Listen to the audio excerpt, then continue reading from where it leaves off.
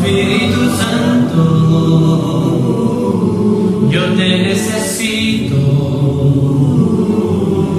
Manda tu fuego a ese lugar.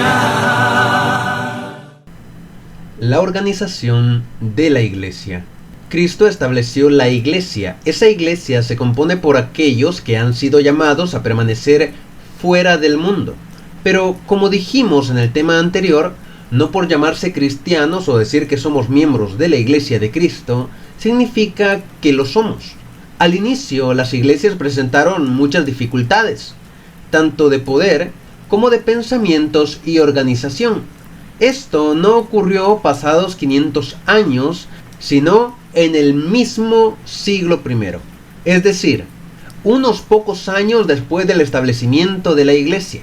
Es por esto que encontramos en la Biblia la organización de la Iglesia, pues este problema fue tratado desde el inicio. Aunque la Iglesia es universal por su misma naturaleza, de poseer muchas congregaciones y muchos miembros, una organización central es sumamente difícil. Esto es lo que ocurre al inicio de la Iglesia.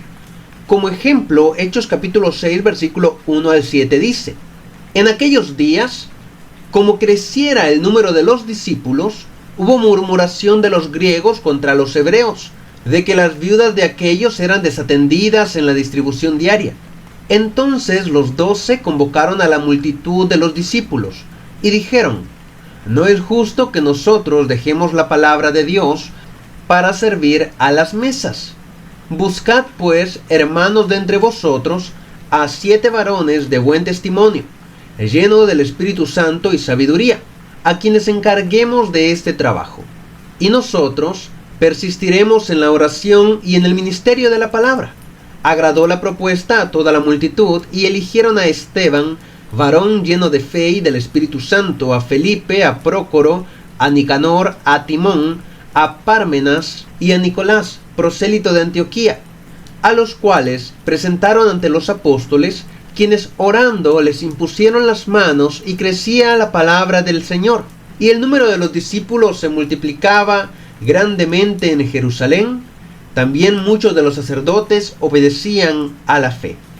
Los apóstoles se dieron cuenta que debían delegar funciones a otros, algo similar a lo que aconseja Pablo a Timoteo en la primera carta que le escribió, capítulo 3, versículo 1 al 13, donde se delegan las funciones de obispo, anciano o pastores y de los diáconos o servidores.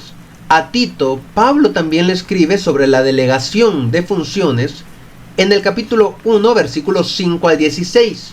Estos textos que hemos señalado demuestran la importancia de que el trabajo en la iglesia sea hecho por muchos para no sobrecargar a un solo hermano.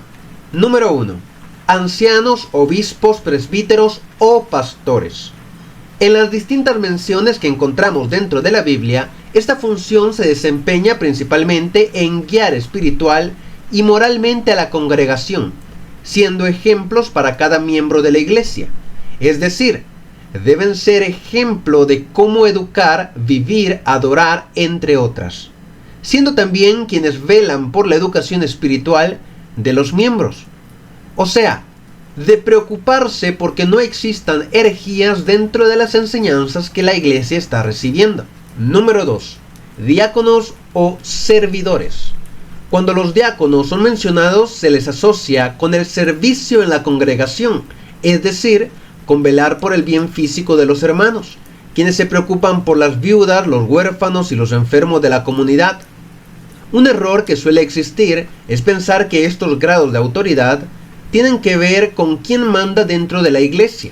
Lo cierto es que estos nombramientos dentro de la iglesia, según primera carta de Timoteo, capítulo 3, versículo 13, que dice: porque los que ejercen bien el diaconado ganan para sí un grado honroso y mucha confianza en la fe que es en Cristo Jesús.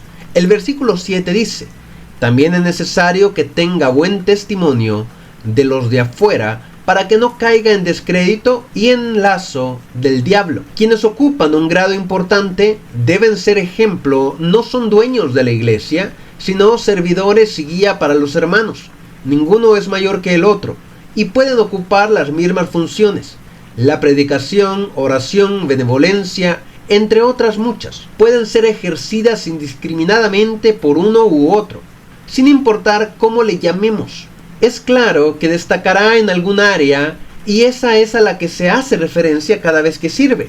Evangelista, predicador, maestro, pastor, diácono. Cada uno implica un grado de honor y no de jerarquía dentro de la iglesia. Espíritu Santo,